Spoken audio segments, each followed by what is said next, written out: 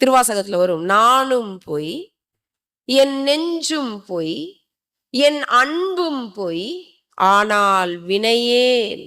ஏன் வினை பிடிச்சவங்க நம்ம. வினை இல்லைன்னா இந்த தேகம் கிடையாது, தெரியுங்களா?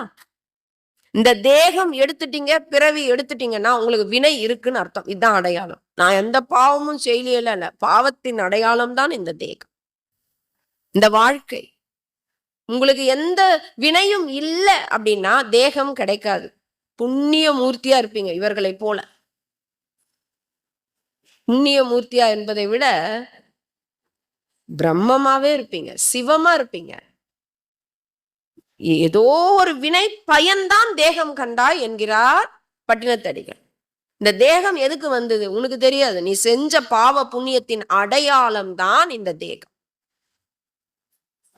அதுல நீ வாழற வாழ்க்கையை நீ தான் எழுதுன. உன் பாவ புண்ணியம்